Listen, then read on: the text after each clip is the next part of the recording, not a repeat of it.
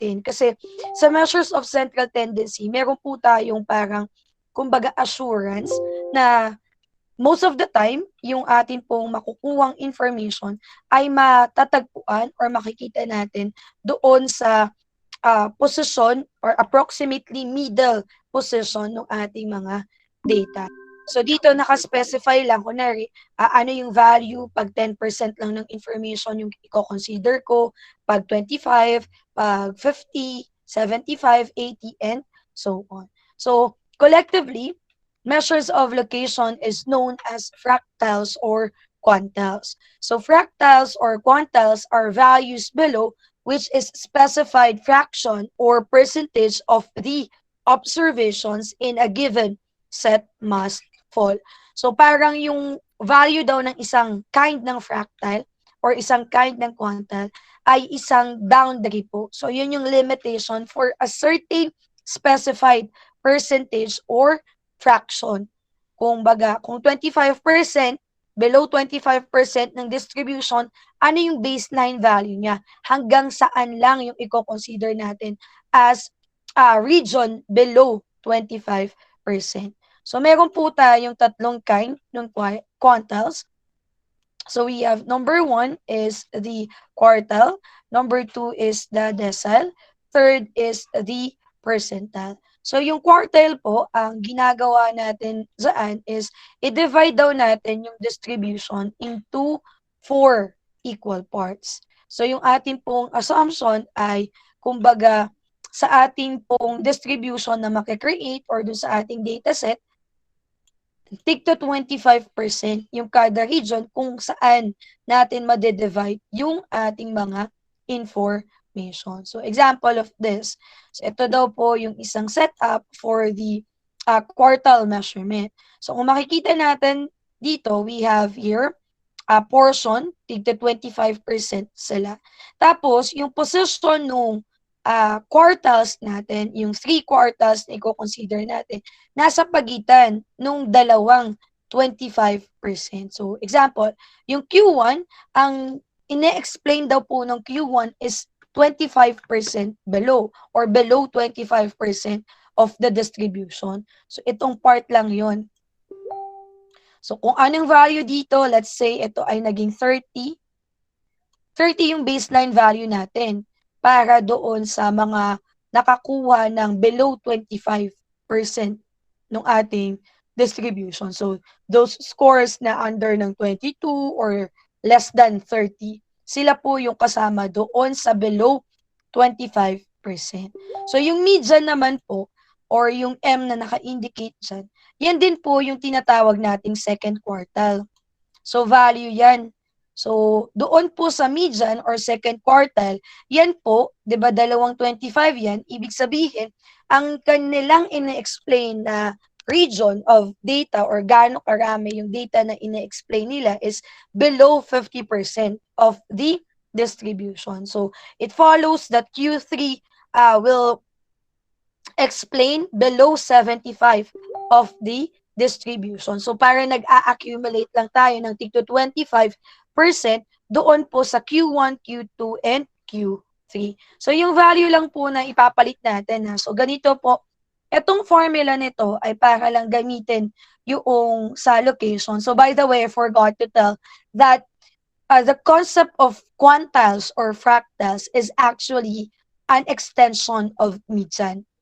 So, we still have to apply the concept of median, that the median is a positional measurement. So that means fractals and quantiles are all positional measurement po. So nakabase tayo kung ano yung arrangement ng data, and very strict po yung arrangement natin dito. So pag tayo ay nasa quartiles or kung in general fractals na lang yung pag-usapan natin, yung arrangement po natin will be from lowest to highest. Kasi yung basis natin for the position is from lowest to highest din po siya. So, start off kayo dun sa pinakamaliit na value, then you'll end with the highest value. So, again, yung value po ng K, ang isa-substitute lang, possible value of K for quartiles is just 1, 2, and 3. And yung value naman po ng N sa formula is the number of observation. So for this illustration, we have here, find the first quartile, second quartile, and third quartile of the following data. So we have 20, 30, 25, 23, 22, 32, and 36. So dahil extension ng median concept, pwede ba kaagad nating hanapin yung value ng Q1, Q2, and Q3 kung ganito yung arrangement ng data? Is it possible?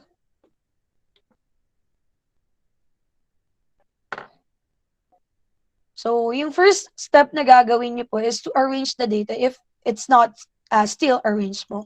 So, from lowest to highest value, from 20 to 36. Then, after that, compute na po natin. So, hindi naman po laging ipahahanap sa inyo yung tatlong klase ng quartiles. So, ito lang po ay para sa ating illustration. So, kadalasan meron ng specified value or yung quartile lang, isang quartile lang yung karaniwan na hahanapin ninyo unless stated doon sa problem po. So for Q1, we have here Q sub K is equivalent to K times N plus 1 divided by 4. So yung K po is the position of quartile. So for this case, since we're just dealing with the first quartile, yung ipapalit po natin sa K ay 1.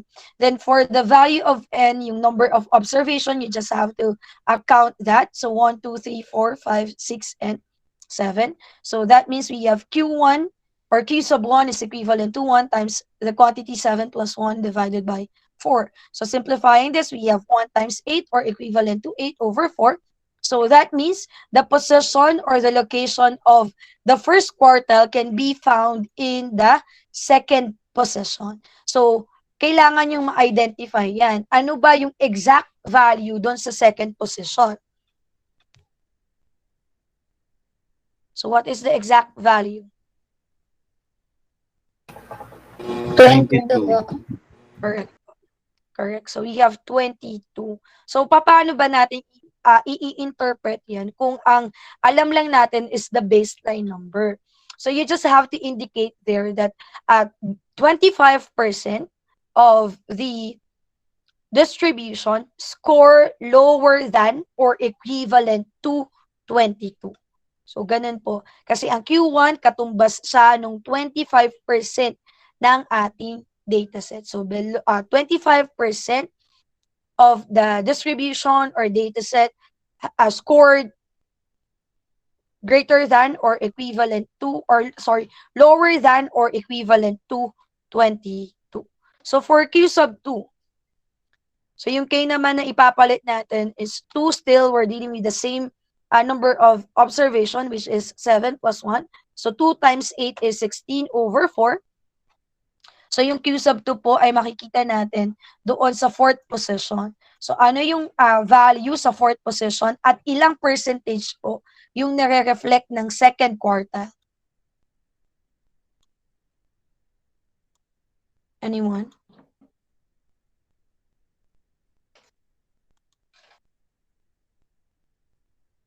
Pang-apat na value po, ano yun? 25 po. 25 po. Okay. Ilang percent? Ilang percent po yung katumbas ng Q sub 2? 50. That is correct, sir. So 50%. So explain nyo lang that 50% of the data score lower than yung 25 ng Q sub 2 or exactly 25. For Q sub 3, that is 3 times 8. So we have 24 over 4. So you have to find the value in the sixth position. 30. That is 32. percentage. What is the percentage? 75. Okay po. Thank you. So, clear po tayo dun sa aspect ng quartiles. Paano kinukuha, paano ini-interpret, anong equivalent percentage nila. Ma'am, bakit po laging lower? Lower or equal than? Kasi po, kunwari ito yung ating distribution. Ang quartiles daw, ang portion, so kunwari ito yung Q sub 1 natin.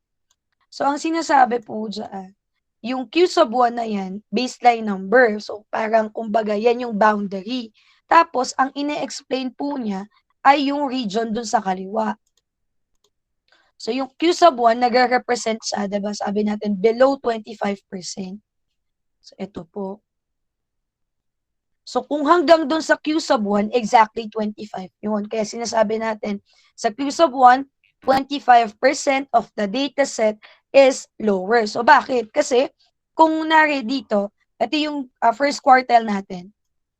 Ayan. So, ngayon, ang explain mo yung nasa kaliwa. Yung value sa kaliwa nung 22, mas malaki, mas maliit sa 20. Sa 22, I mean. Maliit Mas po. maliit. Mas maliit po.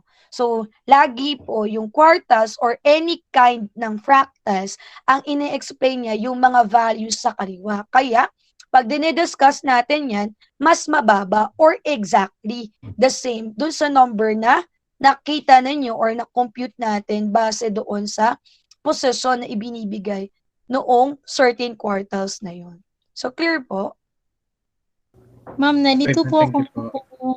kung ma'am, di ba yung sinasabi mo kung anong percentage, katulad ng 32, bakit po naging 75 po? Kasi 'di ba, apat yung division nung ating wait lang, mag-draw tayo.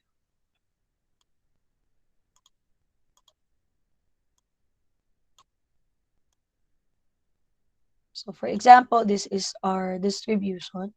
So imagine natin ito yung kalahati. Ayan. So kung sa isang region kasi, tandaan natin, sa isang distribution, kahit gaano karami yan, pag in-express na natin sa percentage, ang totality nila is 100%. So ang sabi doon sa aspeto ng quartiles, naka-divide yung distribution into 4 equal parts.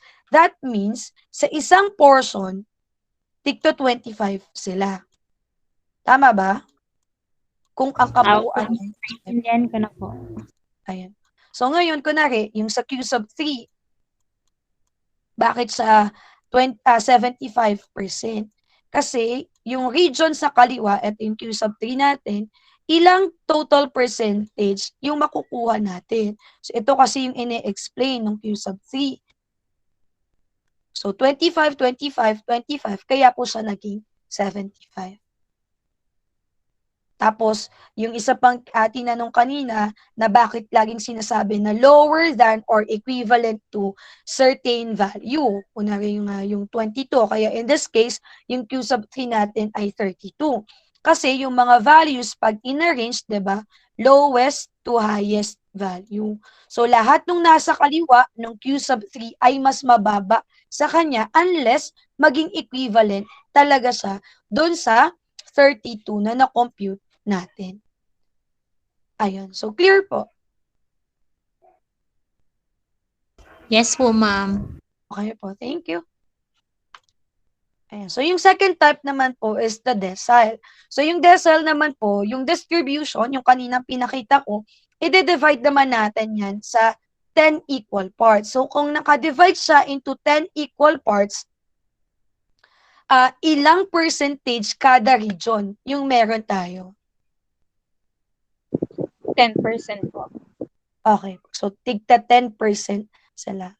So, ganito po yung ating formula naman to compute for the position. So, we have D sub K is equivalent to K times the quantity N plus 1 divided by 10.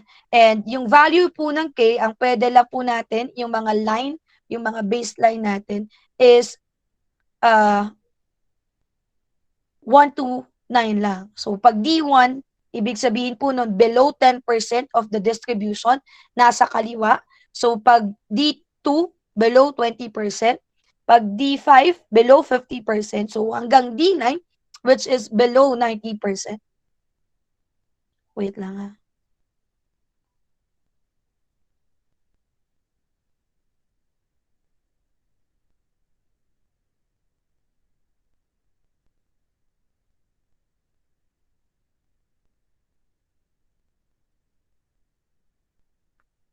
Ayan po.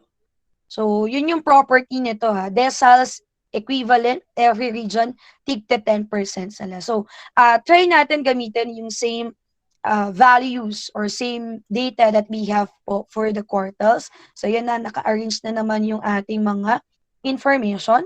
So, dito po, kailangan yung hanapin yung D1. So, for this, yung value ng K natin, again, is the position. So, pang ilan ba na decile yung hinahanap natin? So, we have here, D1 is equivalent to K or 1 times 7 plus 1 divided by 10. So, ngayon, as pag in-evaluate natin, we have here 8 over 10. So, that is 0.8 or equivalent to 1. So, hindi po lahat ng cases pagdating sa, kunwari, di ba, yung una nating nakuha ay hindi whole part. So, fractional part lang siya ng certain position. Pero kung titingnan kasi natin, yung ating data, nag-start lagi sa 1. So, dahil wala na namang information ahead dun sa first position, ang ginagawa po natin dyan is i-round off na lang. Pero, pag ang estado o yung case na na-encounter natin, kunwari ang natuos natin na number of or yung position ng certain decile natin is 3.5. So, kaya natin malocate exactly kung nasan yung 3.5. So, yun po ay nasa pagitan ng pangatlo at pang-apat na position. So, aalamin natin ano yung exact value ng 3.5 doon po sa position na yun. So, ibig sabihin, ang value nila ay nandoon sa range ng 23 to 25. So, ganun po. Pag meron siyang numbers in between talaga yung position natin, so we have to do another process to compute for the exact value. So, in this example lang, we have here D1. So, ang atin po magiging sagot dito is the value in the first position, which is 20 po. okay. So, ilang percentage yung katumbas ng D1? 10%. 10 po. Paano po natin kunwari ito i-interpret?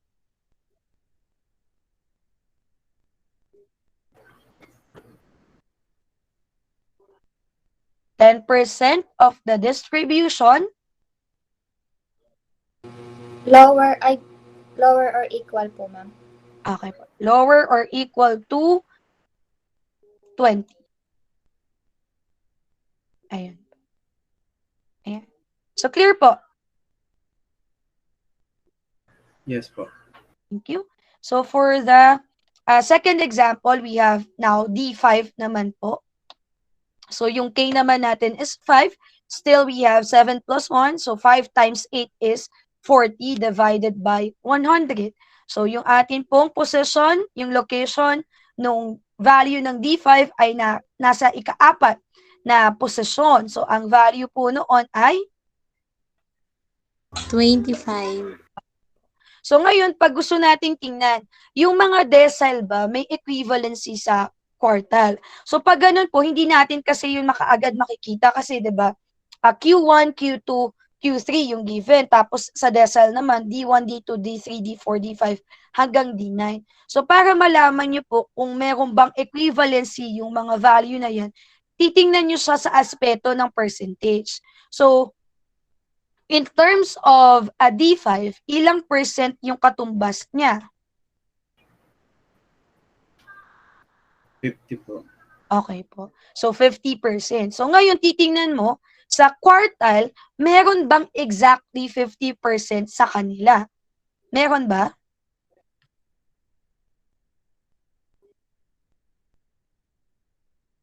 Meron po. Anong value or ano yung position? So, ibig sabihin, alin sa Q1, Q2, Q3 yung nag-represent ng 50%? Q2 po. Okay po. So, ibig sabihin yan po, hindi kayo kailangan mag-repeat ng solution if meron na, kunwari, na-compute nyo na kanina yung Q sub 2. So, pwedeng, dahil dun sa ganong klase ng information, equivalent pala si second quartile kay fifth decile. So, kung pinahanap pa rin po, gamitin nyo na lang yung exact value ng Q sub 2. Same lang po sila na magiging sagot. So, same thing that these two values, yung 5th decile and 2nd quartile, is also equivalent to the median. So how about D8? So that is 8 times 8 over 10. So we have 64 over 10. So yung value natin is in the 6.4 position. 32 po. 32 ba? So, sabi ko 'di ba kanina, kung merong mga value na nasa unahan ng ating na-compute, hindi tayo mag-round off muna. Pero yung 32 na sinabi ni Mary Ann, magagamit natin yan doon sa pag-compute ng exact value nung D8.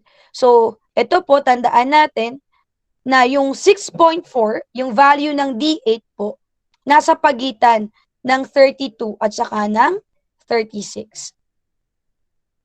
So, ang gagamitin po natin diyang process ay interpolation.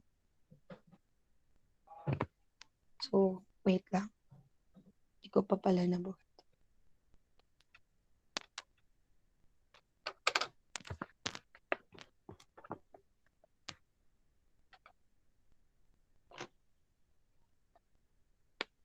Ayan po. So, for this case,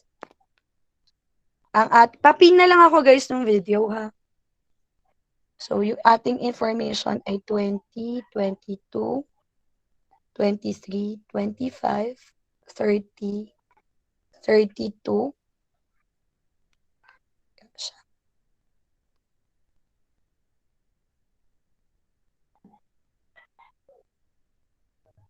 So, ito yung mga data natin. So, lagay lang natin yung kanilang exact location. So, we have 1, 2, 3, 4, 5, 6, 7. So, yung 6.4 daw, ito yung nasa pagitan ng 6th and 7th position. So, pag hindi po exact, ang ating pong process na ginagamit ay interpolation.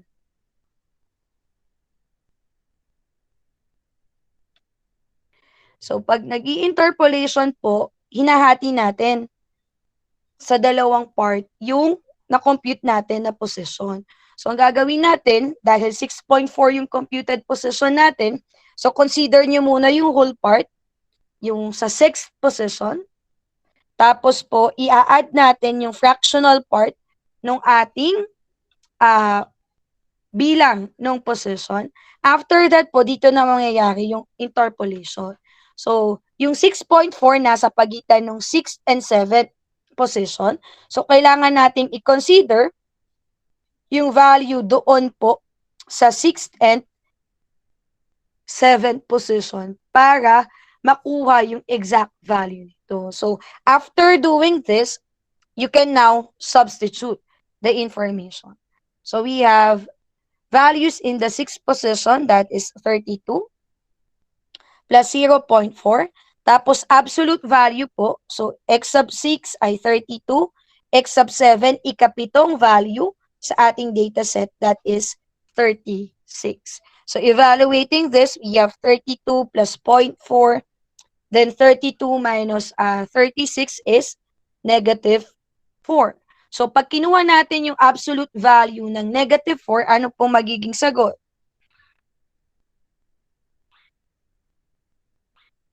What is the absolute value of a negative number? 0 po, ma'am. Pag absolute value, 0 ba? Positive po. Positive 4 po. Okay po. So, yung mga absolute value ng negative number will turn out as a positive number. So, tama yung sinabi ni Micaela, that is positive 4. So, after doing that, so simplify natin, 0.4 times 4, that is 1.6. So, pagkatapos po natin i-multiply yung fractional position, tapos yung difference ng dalawang value na kinonsider natin, so i-add na po natin yung 32 at saka 1.6. So, that means, yung D sub 8 ay equivalent sa 33.6. So, yan po yung ating value. So, tama naman, diba? Ang ating kinuha, ang D sub 8 ay nasa pagitan ng 32 at 36. Clear po? Opo. Guys, may solution naman pala to sa PowerPoint na ibibigay ko. So, try natin na mag-determine pa ng isang value ng decile. So, try to find the value of D3.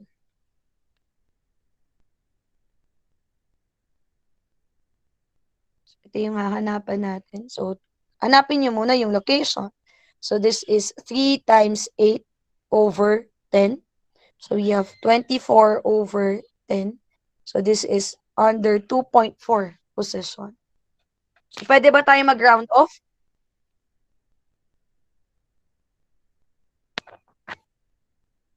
Pwede ba? Hindi po. Okay. Hindi. Kasi kaya nating i-locate to.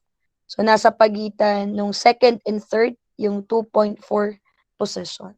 So, nandito po yung D sub 3. Diba? Ayan. So, ang ating thinking dyan, nasa pagitan lang ng 22 and 23 ang value na D3. So, consider natin yung whole part uli, second position, plus yung fractional part, tapos nasa pagitan ng pangalawa at pangatlong value. So, this is absolute value of x sub 2 minus x sub 3. So, value in the second position is 22. okay po. Plus 0.4. So, x sub 2, yung 22 uli, minus yung third na value natin, which is 23. So, simplifying the value in the absolute value po. So, 22 minus 23, that is negative 1. So, 22 plus 0.4 times positive 1. So, ano yung ating value for D3? So, adding this, 22.4. okay po. Thank you. So, baka mamaya, ma'am, sa decile lang po ba possible gamitin yung interpolation? Hindi po. So, basta po kahit saang fractals, mapa quartile man yan, mapa decile, mapa percentile po. So, pwede po natin gamitin yung interpolation process as long as yung value nila ay hindi exact. So, may exception nga lang tayo pag yung first position, yung pinakamalapit na value doon sa computed value natin, like yung nangyari sa D1. So, ayan po. Malinaw po ba na susundan naman yung interpolation process? Paano po nga yung 0.4, ma'am? Given na po ba yan siya, ma'am? Yung 0.4 po, ito po yun. Hinati natin. Diba? So, tanggalin ko lang.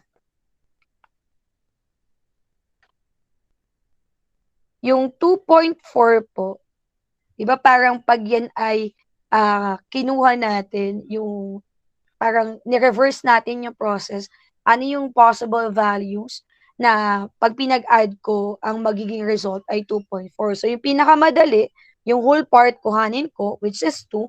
Tapos, kung kinuha ko na yung 2, mag-a-add ako sa kanya ng 0.4 para makuha ko yung 2.4. So, ito lang yun, yung fractional part after the decimal.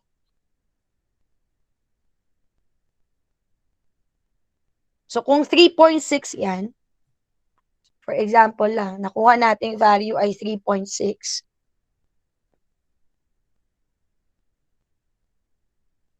So, ang kukuhanin yung position, yung nasa third, tapos, ano po yung fractional na part na natira dito? Sa 3.6. Fractional part. Ano po kaya yun? Okay po. So, ito lang. 0.6. 0.6. So, dun po nanggagaling yun na. Yung putal, yun lang. Yung 0.4 kanina, yun yung putal doon sa na-compute natin na bilang nung position. Clear, Mary Ann? Yes po. Parang dinivide lang po, ma'am. Ganun po.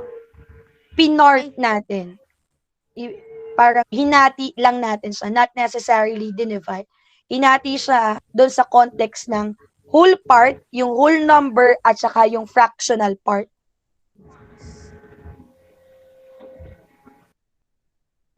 Clear po? Mary Ann, okay na? Okay na po. So, we have the next concept naman po, yung percentile aspect naman.